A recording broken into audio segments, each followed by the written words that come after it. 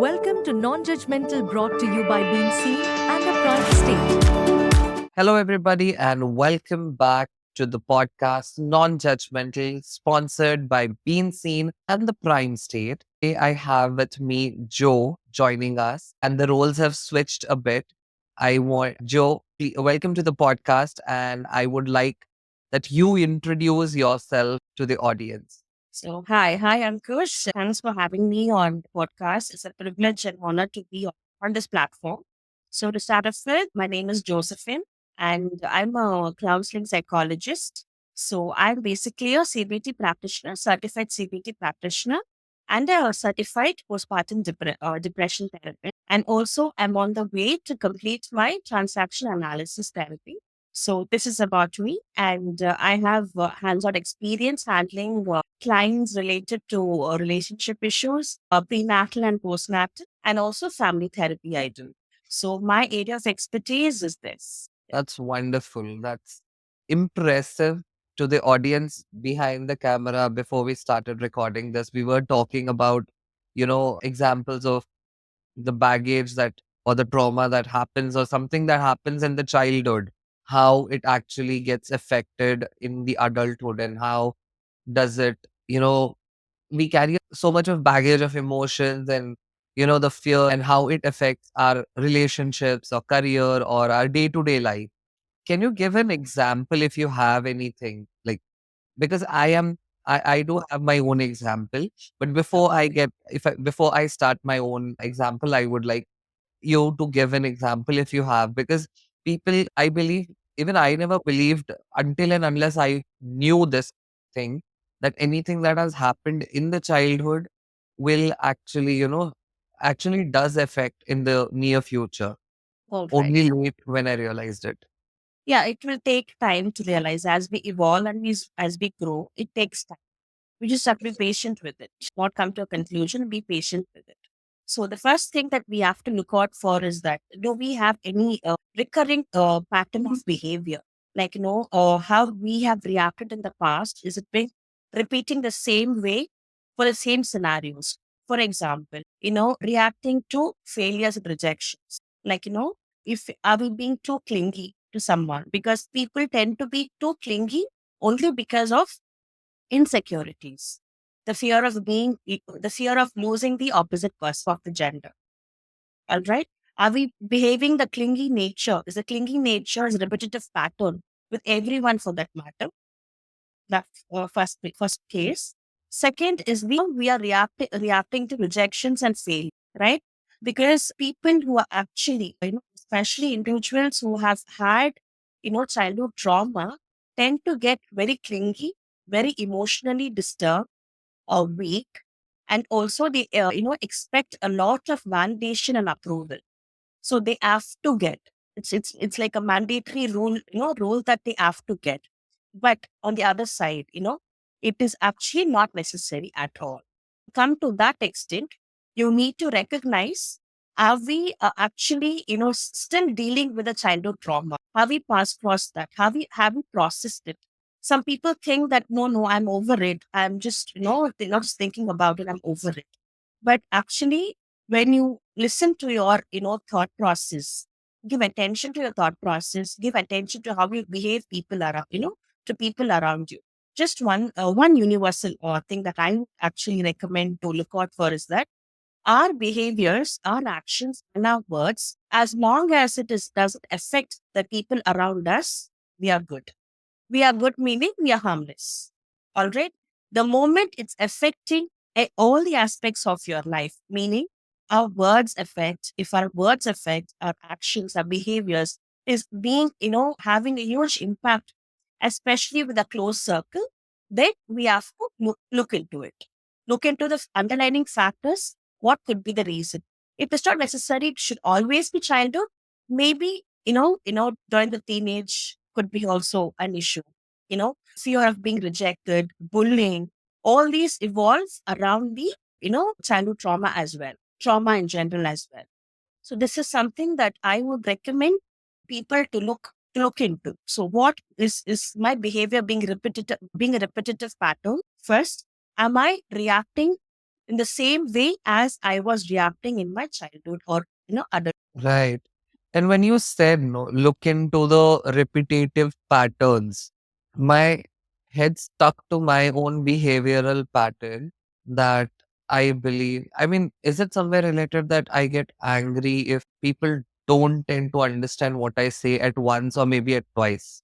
Or maybe if I need to, explain something, if they say something that, like anything, if they point out not my mistakes, but if there is something that just triggers me when they're trying to explain it to me, and when in return I try to explain it to them, my goes a little above than Yeah. what it is usual. So I'm not sure if that is actually related to behavioral patterns. I mean, I'm not sure about that. But coming back to sticking to the topic that we were talking about, I want to give my own example. For a really, really long time, I was bullied.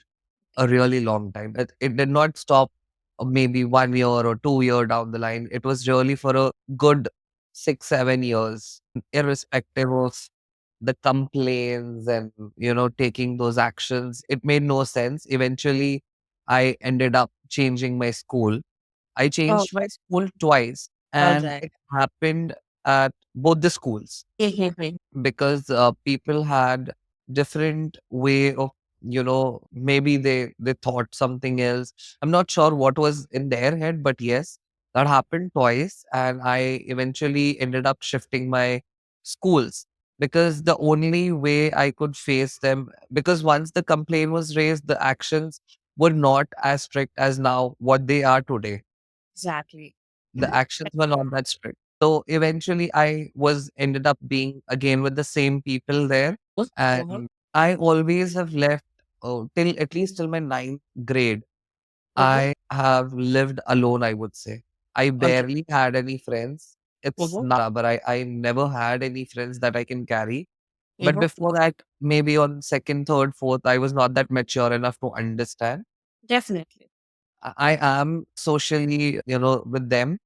Only with a very few, hardly maybe one or two, I might speak to them. Mhm. So that bullying thing, whatever happened in the past, I never liked if somebody ever bullied someone, or I Mhm. never liked making fun of somebody to an Mhm. extent that hurts them. Mhm. Mhm. I always have stopped myself or guarded myself ki I will never do that. Maybe because I understood very later in my life that it is because I have been into position. I don't want anybody else to be in the same position in what I was put in. That is my example that I had. How this childhood, whatever happens in your childhood, trauma or maybe bullying, that affects in later stages of your life. I realized it pretty late. Everything strikes late, as long as it strikes at what matters. So if the I would recommend you to see the bigger picture there. The brighten bigger picture is there is that so then someone out there would might need some help, right? And like an angel, you will appear as an angel to them, because of your past experience. There is somewhere out there who's ready to help the person who's being bullied. So I would see the bigger picture over there. It is exactly that it is. So that's very appreciative about you, because not everyone will take the guts to go stand for someone else. Because again, will I be will I be being bullied again? Another factor will run in their head, which is very common and natural. But it takes a lot of effort, effort and guts to break that and stand for someone else. And Right, yes, definitely that was a huge bullying as such as is a huge impact is created, especially for people who are entering college. The early adulthood phase. See, right, in school it is bullying, in college it's ragging. Now, though, since the mental health has been a talk of the town everywhere, it's been blooming very well. And back then, there was no school student counselors. There was no mental health topics in school. There was only sex education, very little sex education also. When I studied back in 2005 or 6, only then sex education came into the MED. Back then also it was little weird for, of course, it's little weird for everyone at that point of age, right? right, And we never had any concept like, stop bullying or something against, to educate, at least to educate the children about what causes bullying and how it has been having impact. So the mental health topic as such was not predominant back then. Now, though, even though we have such topics in school, sessions in school, we have student counselors, still there are kids who actually face them. But at least the intensity of weightage has reduced a little bit. Right. One good thing. But this is out for someone who has faced, bullying in their past. It's good that they have actually recognized it, acknowledged it. You know, okay, I've been bullied for some good, bad reason. I've been bullied, right? So the important thing is that they should process it. They should not, put it, keep, pushing it behind their head. Okay. Um, So you took a very good effort to process it, I would say. Though it created an impact, a black mark, or little, darkness during your childhood, it's supposed to be a very good phase of a life. Yet there are good things as well, right? At very young age, you learned about how people are and who people are. You know, that is helping you right now. yeah. It's okay. See, at every negative part and at every negative side aspect of our life, we should always look into what is the brighter picture there? Has been bullied, you know, in the childhood. Like for example, I was also bullied for the skin color and for the language, everything. All right. And I was being bullied, and you were being bullied, right? Okay. What can be done right now? These all happened in our past. The one good thing that you did it, you processed it, right? You processed it and you addressed it and accepted the fact, okay, I was being bullied. And finally, you didn't push it behind your head. That is the most important factor. Mhm. You behind your head. You addressed it by opening up about yourself. Not everyone will do it. It will take Right. a more guts to talk about it. Okay. And you processed it, you didn't push it behind your head, you're able to, stand up for someone else as well. So always look out for the brighter picture and the bigger picture. Whatever negative happened in the past, be it childhood, be it teenage, be it in the present, however it is. Since we're talking about childhood trauma, so what is the bigger picture that I can take it from there? If I have not processed it, okay, let me take time to process it. No harm at all. Because the more you process, the more you're able to move on. The more you will be able to come out of it with a little bit of ease. Otherwise, it is going to affect you till your last, I would say. Yeah. Because we have very strong memory, especially more than what's happening right now, more than what has happened yesterday. We have very strong memory about what things happened in our childhood. Right. Because back then was, according to science, it is more sharper at that point of time, right? So sadly, like, like maybe a decade before, like we didn't have much, education about mental health or bullying. Now that it has come, I think we should make wise use of it. At Right. least back when we were being adults, when we didn't get to know about how it affects, how can we come out of it? I think it's still not late to still get educated about ourselves, how we can come out of it. Right. And also, I mean, it is not just about bullying that happens in childhood. Yes. There are so many different pictures that come into mind. When you mentioned about counseling, because back then school never had, but in one of the schools that I was studying in had Mm. a counselor, All and right. she was way too beautiful. And I used to love going to her chamber and talk to her Yes. because when you mentioned about that, it took me back to that same school, and everything was so, picturesque. Everything just came into my mind. And I still remember there was a time when somebody in that school was tearing the books of students, like maybe the notebooks. Mm-hmm. So I don't know why was that happening and for what, but eventually somehow just because I used to roam a lot Mm-hmm. from my classroom back to the room, coming back again. So I was blamed for it for no reason. I still Okay. clearly remember that. I was blamed, and that is when I was sent to counseling. And very, very, very late, I realized that, oh, they realized that there is something wrong with me, like, so that is why I was being sent to counseling sessions. Because Mhm. even when I realized, and even when, things were normalized, as, mental health is still a taboo in majority of the, majority of our part of country. I normalize it, and to understand what actually it is, it was way too late for me to Mhm. realize that, okay, this is why I was blamed for.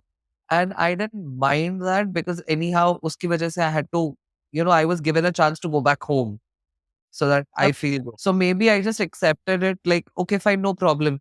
Anytime, whosoever has done it, I don't know. I did even clarify when I was called into the chambers and asked about, like, are you the one who did it? I did clarify a lot of times that I am Mhm. not the one, but still I was blamed for it. But eventually I took it in a very different way, thinking that, oh, anyhow, I'm gonna get to go back home. So Mm. I have taken it that way. And maybe that is why now when somebody tries to blame me. This is Mhm. honestly happening. Everything that we're discussing is just taking me back. And now I'm realizing, okay, why I am, why it makes me aggressive when somebody tries to blame me for something that I'm not done. Or if they don't understand whatever I'm saying, Mm. I get angry very easily. This is what I just connected the dots, that just because that, they had done it to me when they didn't Mm. understand, they didn't believe me. Mhm. And that and that is one of the major things that happened that I can never forget.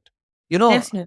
eventually I have got this habit that, okay, what has happened has happened. I cannot change what has happened, but I need to learn my lessons from that and move ahead.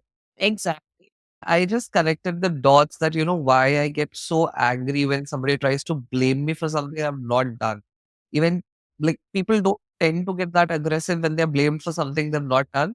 But for me, it's on a very different level. Yeah, because see, back then we not everyone would be mature enough to always know the fact that we should stand for ourselves. No one will come for us. No one will be a mouthpiece for us. We should stand for ourselves. I'm sure, like it's too early for any child to come to that mature level. We'll only be in the mind state that okay, whatever I say, the person will definitely accept. If not, that person doesn't love me, doesn't adore me, irrespective of whether it's a principal or whether it's a teacher, whether it's our own parent. You know, so we back then we definitely will have that mindset only, right? So that is why after a point of time, how much ever when you were able to explain or how much ever you were able to stand for yourself, even then you were not accepted, you were not validated, your feelings were not validated basically. Because maybe the probabilities would be it was very convenient to blame put the blame on you. Maybe would have Maybe. been convenient. Maybe would have been that very goody goody boy to accept whatever people say. Maybe, people tried, making playing a more safer game. Okay, if it's Ankush, maybe it would be easy for me to, finish the case and move on. So the fault is not on them. It's on us. Us meaning Right. Ankush. Okay. Got it. So that is the bigger picture over there. I would see is that okay. Back then I was being used as a victim. People made, people were paying a victim card using me. Right. Yeah. Okay. However, long it might take. However, time prolongs. I am still going to stand for myself. I'm still going to keep proving my point. I'm not going to be an easy take. People can't play a safe game with me. That picture is right now. Like, I will never allow somebody to do. But back then, I was in fifth standard when all of this happened. And Mm-hmm. maybe after a time, I don't know, for some reason, I have gone back to that memory lane, which I had never forgotten, but I don't feel that, oh, this and this happened to me. There was a time when I used to feel bad, but now I'm like, okay, fine, no problem. I've learned my lessons and I've moved ahead. I still remember one of my hostel warden had, I don't remember for what that was. I would love to mention his name also, because I can never forget his face. His name was Lokesh. Also. And that person, I don't clearly remember for what reason, but he was talking to me very softly. He asked me to sit on a bed, and I'm just sitting. I didn't realize that he had a steel scale, because I Mm-hmm. still remember I didn't do anything wrong for him to hit me that bad. he took out his scale, the steel scale, and I'm sitting to him, and I was always this calm, sharp, who never used to make a lot of trouble. I used to say, okay, no kind of a person. And what he did was he took out the scale that was he was hiding, and he literally hit me and my back like up, up, up. I say like there was no pause. He didn't take a pause for that. He literally whacked the shit out of me, and I was weeping out a lot. I did cry a lot. I went to bed. Next day, I had a high temperature fever, wherein he was trying to suppress what has happened. That warden didn't want anybody to speak. And that's when I had a friend called Shashank. I mean, there were a lot of people day boarders. So Okay.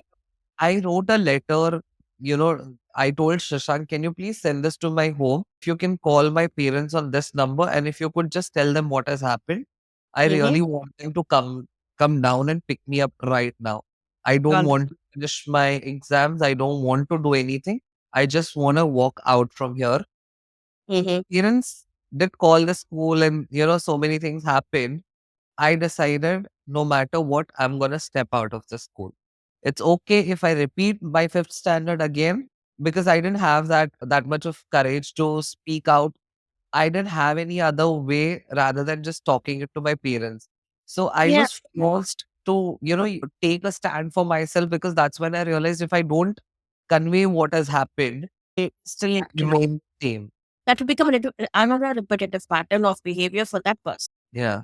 So, yeah, that's a very great move. See, nothing at cost of our mental health, our peace of mind. But back then, we didn't realize it is affecting our mental health. It was just like, this is wrong, and whatever has happened should not have happened. Should not So, have. everything that happened in the past has so much to do with what I am today and what kind of I have turned out to be. I would Yes. listen to people vent out whatever has happened, because I realized when I needed somebody back then, I never had somebody to listen to. I mean, It's I never had always. somebody who, yeah. Mm, So, how will somebody, whether, people don't realize whatever has happened as past is the reason for their behavior right now? Majority of them don't understand this. So, how mm, do people recognize that, this behavior, or maybe for them to, just understand that this is something related to past? How can mm. they figure it out, and how can they, channelize so that it doesn't affect them as it is affecting, for them to just realize that, this is something that is related to past of whatever has happened. Yes. So, like I said, and I gave you an example, like, being fear of rejection or no fear of failure, right? Let's take first example that I told you, fear of rejection. Both fear of failure, rejection falls in the same category, actually, more or less the same. So, when back then, as child, when people, when a kid used to get low marks or being, not been selected for any kind of sport or always pushed behind for some reason or the other, the kid will always be labeled by the parents as well as by the kids as well as by the so that Right. is fear of failure and rejection. I would say rejection more than failure because the kid hasn't tried anything yet to be either to pass or fail. All right. So for some reason or the other, that XYZ kid has always been pushed behind, has always been rejected for whatever step that he or she has taken. Okay, in the childhood. If that is again repeating in the college or for example, he's in a placement, he or she is in a placement, interview, constantly is being rejected. But his friends, he or she has friends has been getting accepted, getting some exception letters, invitation cards, everything. Yet he note that this particular XYZ person has always been rejected, is not being placed yet. This will define it, not define, that will actually help him to recognize where that feeling of rejection has rooted from. How did he process it back then? How did he react back? Did he have any suicidal attempts, suicidal thoughts, of any plans of running away from that place, not appearing again, or being very aggressive, being very hard on himself or him or herself? Is that same behavior pattern is repeating even now, even for a very small rejection, maybe a love proposal, being rejected, or maybe a very very small example I would say is an interview, any interview, or Right. or not able to get into the team that he or she wants to. So it's the same behavior pattern, like no suicidal thoughts first to actually, the red flag I would say to recognize or to, address suicidal thoughts, the same way of being running away from that place, wearing always trying to wear a mask, you know, and also being very, very aggressive around the maybe more than people around them on oneself. How, is she or he being very hard on himself or herself. So this is one example that I can bring up right now, how they can recognize. This is pertaining to fear of rejection or failure. All Right. right. And when a person who's always keen on getting, approval, validation for their feelings, no matter what, that becomes a huge problem in adulthood, because right now people are very busy to validate only their feelings. All right. Maybe the parents were, very overprotective, because the overprotectiveness actually destroys the kid in the later part of their life in Right. some way or the other, actually, because that particular kid has always been validated, has always been, appreciated, or has always been validated. Okay, this is right, this is wrong. Always the kid has been directed, rather taking his or own directions or decisions. Of course, it's not easy to take our own decisions back then. Yet, there are kids who are back then who are, who are now a more self-made person. Right. Right. So now, when they are not getting that particular validation and approval, that becomes a huge trauma now. That is also a childhood trauma, actually, in a way, I would say, because they still expect their partner or their friends to protect them. They still expect their partners and friends to validate their feelings. First, validate mine. That is important for me. Only then I can, live my entire the next part of my life. If not, Right. I'm not doing something right. That's why people are not validating me. That's why people are not appreciating. I'm not being validated. That is a very irrational belief, I would say. The Right. rational belief that every person should have is that, am I comfortable? Is it making sense to me first? Right?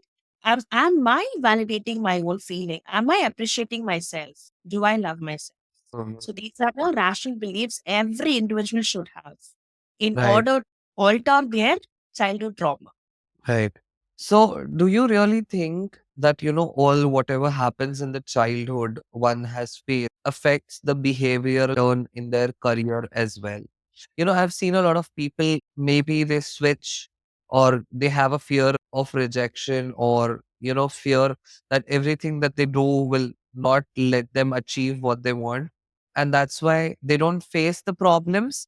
Like, this is a general statement, right? I just want to generalize this that people have that fear of facing their problems and they just take a u-turn and try to take a different road, or maybe they give up on Mm. whatever they were working on.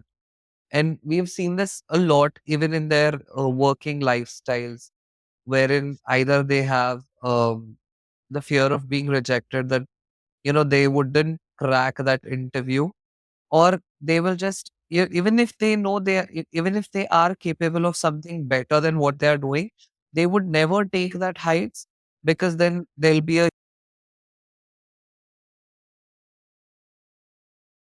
given to them, and they still believe that they will not be able to manage or handle the amount of responsibilities given to them. Or Mhm. also it can be that they think that they are not a good fit. Mhm. They are, but maybe because of some sort of fear that they have developed, they never want to take that step or never want to be in that position. Is this all sort of behavioral pattern related to something that has happened in the childhood? Yes, it's again probabilities. Yeah, anything and everything is probability. Okay. But Right. since we're talking more about childhood trauma right now, I would say yes, at least 90%. Because see, the fear of rejection comes not just on the, or just, it doesn't just come out of the blue, or randomly it kicks in. No. Right.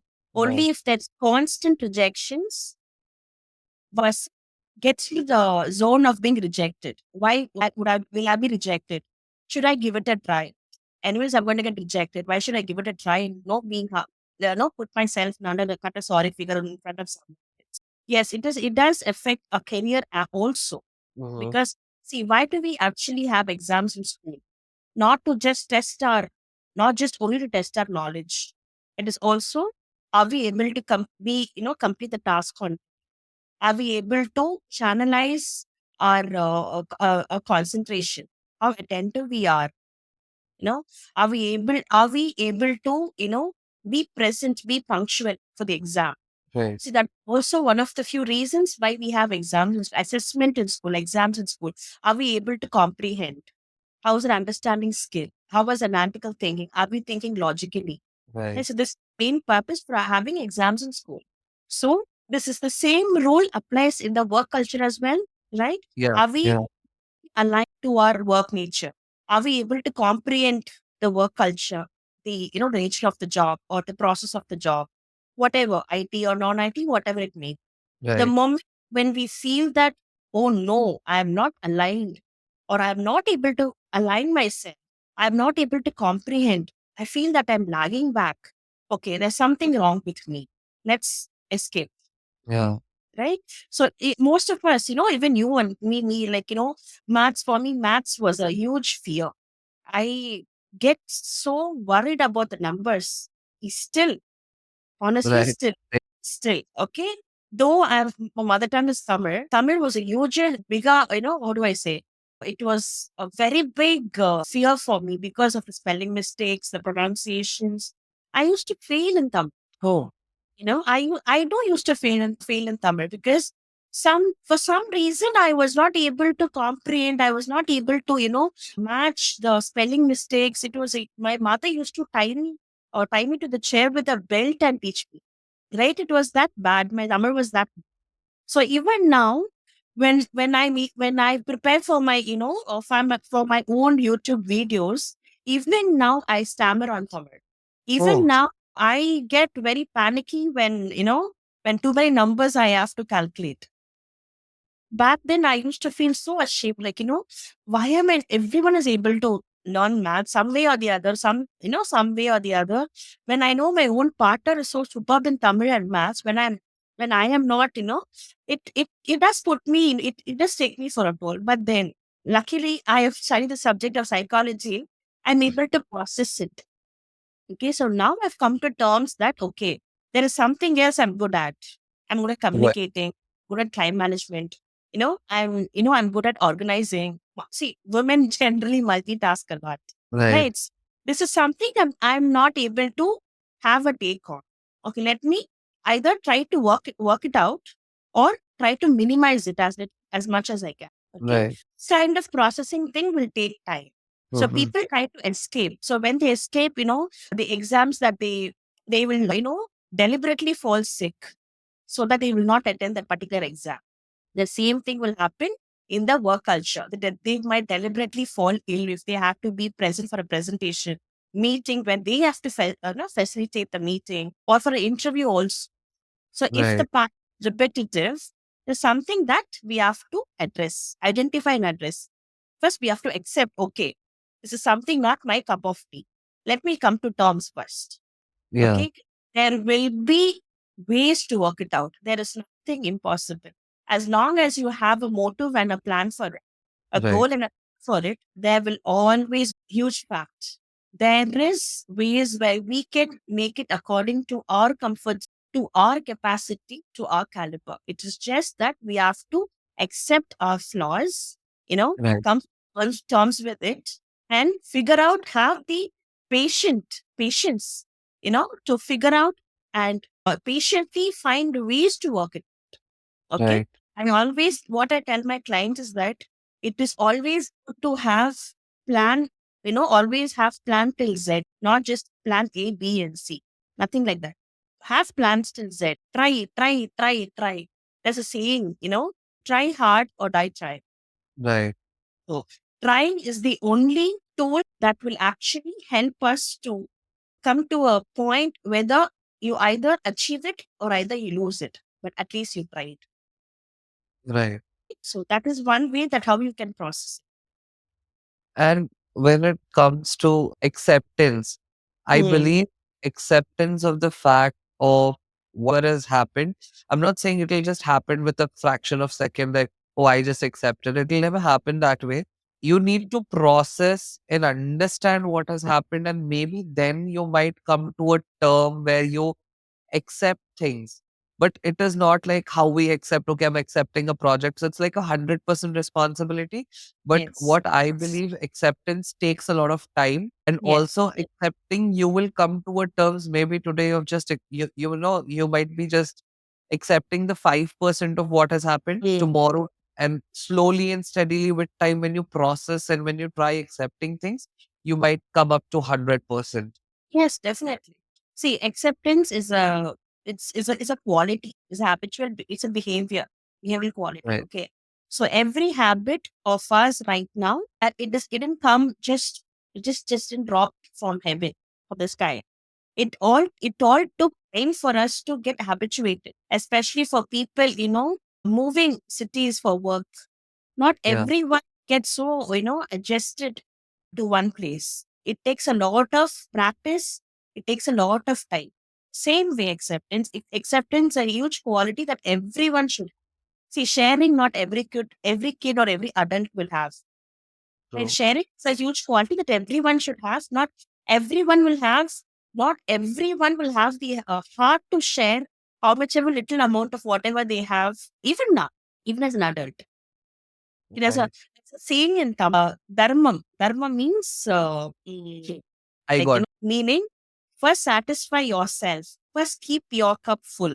Only then Right. you can pour. Share. First give the portion of share to yourself and also to others. Right? Right. Say acceptance. It will take a lot of time, but it is workable. You should just have to sincerely practice. It's like weight loss program. It's like And that, how physical health. yeah, It, and the weight loss is difficult. exactly. Because our taste buds are very much, it is improvising day by day. The lot of Yeah. food trucks coming in, it's very tempting. So it True. takes effort to control our taste buds. It's always said, no, to control our anger, I mean hunger. Sorry, to control our hunger is the first quality that every human being should learn. Yeah. It's difficult. And I'm very bad at it. Same here. I really cannot control my hunger at all. I need things at the very particular time. Like I have a routine set, maybe 10 is my breakfast, I need at 10. Yes. That's good. When it is something important, I can fluctuate 30 minutes upar niche Yeah, somewhere, but not beyond that. I can really never do that. yeah, nothing at cost of, mental health, physical health, and our Yeah. taste buds also. Our stomach especially, because Right. without having a meal, we cannot compromise anything on that. Otherwise, you'll end up collapsing. You Right. rather quench your thirst and then you do carry on with your work. It's a Right. good quality. Do you have any reference or cases that that you found was very, maybe the reason was different or something that's very strange? The case study, a particular case that, I had, client I could actually recall now. Of course, I cannot disclose the name because of the Yeah. confidentiality. So this person who came to me very recently with the concern for anxiety. Okay. Yeah. So apparently what happened is that he or she, this person, had a rejection, an unproposed rejection, a matrimony kind of rejection, something related to marriage. Okay. So this person was had huge dreams with this particular person that he or she might end up with him or her. But then it didn't happen. Okay, it didn't happen, Yeah. and the anxiety kicks in again. But this anxiety part, then he or she was thinking that this anxiety just kicked in Oh, because of just taken. But when we looked into the childhood, teenage, when we were, visited the memories of when we visited the memory lane of that particular person, it looked like it has the anxiety and anxiousness has always been a been. repetitive pattern of behavior for that particular person. It Right. started from the hostel life. Okay, it started There from are, sorry to cut you off, I just want to mention that there are so many people who have bad memories and good memories also, but it again depends upon the kind of hostel that you choose. And only later on, when you realize what is, good and bad, that's when you tend to grow. I'm Mm. sure a lot of them would have I'm not Yes. saying bad, but yeah, they might have their own set of experiences. Yeah, everyone, definitely have a fair, fair and shared square of their experience, not just hostel or boarding. And I think everyone who have, been in their school days, there will always be stories, stories, meaning, ups and downs in their life. But I believe the day boarding part is like you at least end up getting back home. Maybe Oh, you have that sort of escape, but sure, it's like 24/7. yes. Yeah, that is little traumatizing. If you don't get a perfect, not at least perfect, at least someday you should get aligned with your roommates. If not Yeah, with a warden, at least with your roommates, with a peer. right. If even if that collapses, the whole boarding lines actually goes for a toss. Fine. I'll get back to this. You I, please continue about the yeah. case that you were discussing. So what happened was when we visited the person's, case history, like, medical history as well as the child start from childhood, looked like the person has always been anxious because of the fear of rejection. Okay. So right from friends, right from with the parents. So this one such person has always tried to be in good books with the parents. I should not hurt them. I should not, get a bad name for them. I should say, I should breathe, I should live as per to their wish, Right. which is not healthy, right? Which is not at all healthy. But of course, as any child will definitely think that way only. At least 80%. Now, though it's all different, back then it Yeah. was like everything should be according to my parents' wish. See, right from it looked like it seemed then, right from the degree, right from the work nature, work culture, work choose, the choice of work, and everything had been according only through parents' wish. So the Right. person always been jumpy about the decisions. Jumpy, meaning it has always been the parents' call. Okay. Even this rejection that this person faced recently is affecting him or her more only because the parents have been involved, the family has been involved. Okay, Yeah. anxiety is on the peak actually because this is the first or second time that he or she has put the parents down. Okay. This person has nothing to do with rejection, especially the family has nothing to do with the rejection. Yeah. Right. Everyone are entitled to make the choice of whom I should get married to. Right. Right. So it is, I would say the fault is on our part of expecting too much of yes from the person. That's what in the last episode with Mm. Doctor that just Yes. got released, we were Yes. talking about there's so much of baggage that we carry. I mean, Mm. eventually, I believe we are humans at the end of the day, and there would be some sort of expectations that would come out, but we Mhm. should be so mindful of what are we expecting, or the basic expectations are the time, the love, the affection that every human needs. Sick. Yeah. So beyond that, when we go with a lot of expectations, is when we are throwing our own baggage on the other person. So we need to be a little mindful of the same. Yes, especially, with the childhood trauma, what most of us, what most of the individual do is they try to replace the mother Right. figure, especially if it's the childhood trauma is pertaining to their parents. See, no one can replace mom or dad. That's why we have different roles in our, in our life. Right. Different meaning for every relationship. Not a person cannot satisfy, one person cannot satisfy all your needs, all your concerns, or all your, expectations. That's why we have, friend.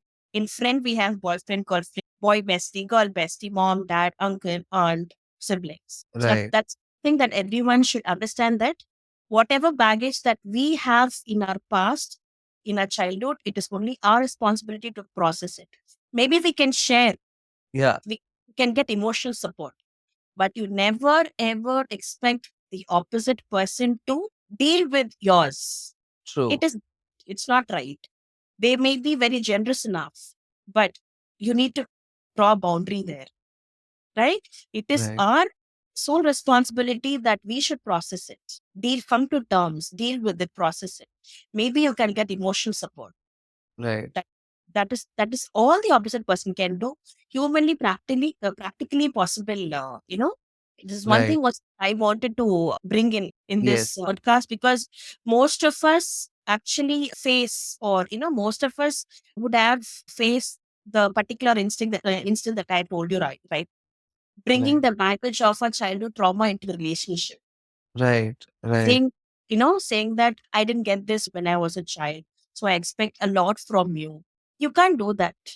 It is not Right. right. It's not healthy. True. Yeah.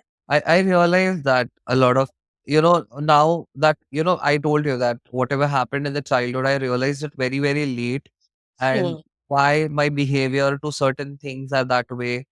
I have come to a realization, and maybe I did get a lot of clarity than what I was before, that, Hmm. why there are so many things that, come into picture of what actually happened back then when we were into the school, or when we were, not that mature enough to understand everything.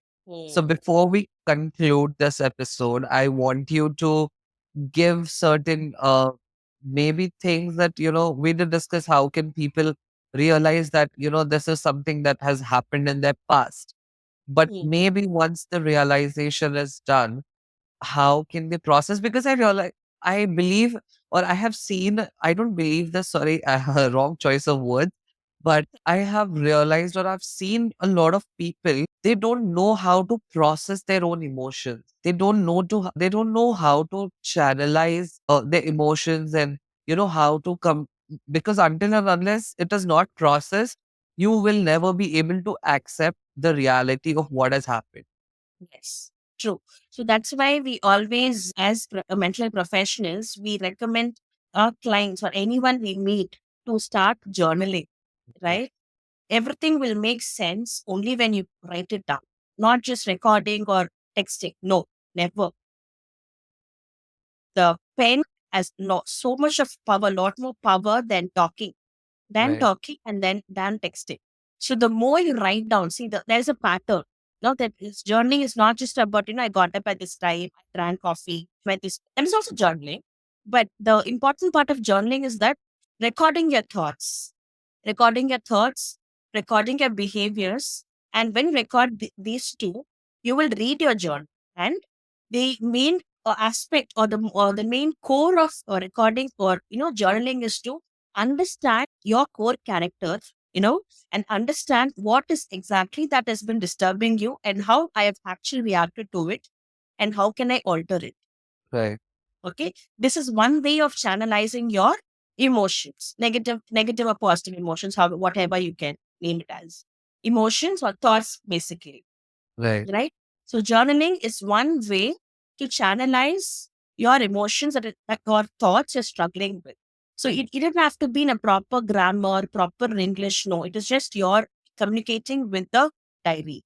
It is Right. purely communication with the diary. So the more you write down your disturbing thoughts, right? And the more you write down the disturbing thoughts and how you actually dealt with it in the past, only then you can alter them in the present. Right. So this actually helps a lot more than practicing meditation, practicing mindfulness breathing. More than that, if it is accompanied, you do mindful meditation and also do journaling, the effect is of course more. Yeah. So get into a nice peaceful corner of your space. It doesn't have to be a very luxurious corner. No, some comfort space in your home or workplace or wherever you feel comfortable. Sit down. You process it by writing down your thoughts. Right. Right? See, you don't have to be. You have to think about it, or maybe something strikes you at that moment. Don't pressure you on your put a pressure extra pressure on yourself that I have to write today. I have to make a note of a thought. No, it will go with the flow. Right. The more you pressurize it, the more you put the pressure on, nothing will come out. Right. That's that's the human tendency, right? The more we try to work out something, think about something, it will not work out. Right. Right? That happens. Leave it. Just leave it. Okay, I will try to record my thought today, and you try it. You process it by recording your thoughts. Maybe Right. good. maybe teenage, maybe now, however you want to take it. But record your thoughts. Alter it by recording your behavior and actions, that how you dealt with it in the past and how you can change it now. Right. This should be a daily practice actually. It should be a daily routine. Yeah, and I believe journaling helps you vent out whatever your thoughts are, irrespective of negative, positive, and Yeah. there will never be a fear of judgment of what will somebody say or XYZ person say. And when you actually vent out how you feel, and what you did and what you did, maybe that's when, when you read it out, you come to a realization. It feels like you're reading somebody else's story at that Ex- point of time when you're reading it. Exactly. And maybe that time you judge that other person because subconsciously you know it is your story, but actively you don't realize it back then. Like you just try to understand what has happened, and then Yeah. maybe you think with a different perspective of what you would have done if this and Uh, this situation was there. Perfectly said. As long as you don't judge yourself, is more Yeah. than. See, and And we say that we should not be judgmental. We should not judge anyone. But honestly, Ankush, then see, everyone are human beings. Okay, everyone tend to judge. You, yeah, me, everyone. Somewhere around the corner, we somehow subconsciously at least will judge. yes, Right? It's okay. Just the person okay, but don't talk out loud or think it out loud. That is more than yeah. enough. That's why we named it judgment, non-judgmental, for at least, anybody who's on the podcast, maybe for 30 minutes or hour or 40 minutes or whatever the time period they are here. I always wanted a place for anybody and everybody whosoever comes down to have a space that is free for judgment, at least for that 30-40 minutes, because I do subconsciously judge people, but I don't make sure, or nor I convey it with my facial expressions nor with my words. I make sure whatever I did see was right or wrong, or I didn't like it, or yeah. So I just make sure I'm calm enough and I don't hurt the other person's emotions that is related. So I'm just calm because eventually once you step out of this 30 minutes or 40 minutes of the room, I cannot guarantee if you will be judged for what happened or whatnot, because not everybody will be polite towards, whatever has happened. Maybe because I never liked when people judged me for anything. And the worst, this is one example that happened. There was a family that had come down to my home to see me, what kind of a guy I am. And I just realized the entire family goes from head to toe, toe to head for literally 30 minutes. Yeah. And that was getting on my nerves. I'm Definitely. like, you, I mean, I'm not a statue, guys. You cannot, how can you stare somebody from top to bottom, bottom to top on a continuous Especially 30 40? emojis. Yeah, I eventually I did. I was getting very annoyed at that point of time. And I Like, have to be, yeah, and I have to be more sanskari. I can't go like, oh, stop staring. I have to be like, okay. I have to be more polite towards them. Yeah, that did happen. And I can never fight. I did take it very casually of what just happened. Maybe, thinking from their perspective, because they would, give their girl to me, somebody who has been into their family. So they do want to check out the guy they are giving it to, but not at a cost of, making it so awkward oh, for yes, everybody out there. exactly. So that's how people are. Most of us, Yeah. like most people out there, it's purely because of ignorance. Maybe they would think that the thinking, they're actually thinking within their head, and no, they're actually yeah. Yeah. Yeah. That's That's why what. I said, right? Even if I judge or even if I do something, I make sure I don't have a facial expression for it, nor do I have a voice for it. I make sure it is within me so that I don't make it awkward for the person around me. That's all it takes, no? But that itself comes a lot of practice and effort. Yeah. Come just one day. See, just one rule, yeah. Like as Hmm. long as our actions, our words doesn't affect, the people around us. As long as we are harmless, that's more than enough. Don't expect the opposite person to be harmless. Right. Don't be harmless. You would do the best from your part without no expectations. Right. That's more. Maybe that would help, the individual to have, I won't say a very smooth life, not a buttery life, but Mm. you might have a softer speed breakers rather than having the harder ones. Yes. It is just to be a little easier for you to take the hard route. You will know how to handle My it. brain has gone back to the examples. So, but anyway, thank you, Joe, for being here. It was wonderful having you here. And what an insight that you have given for everybody of us to realize that, how can one, whatever happened in childhood. Thank you so much, Joe, for being here. And great. It was great talking to you about, how childhood actually makes a difference in the adulthood or the life that we go ahead. So I hope it is helpful for all of us to realize and process things. Thank you. Thank you so much, Joe, for being here. It was It's great talking to you. my pleasure as well. It was able to, you gave me the space to talk also. Like you helped me with your examples for me to, give more insightful, information. I hope it's insightful actually. I have my own private practice in Chennai, Velachery, the name of Sign Nutrition Private Limited.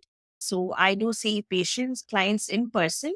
And also I have worked with schools, colleges, and IT sectors.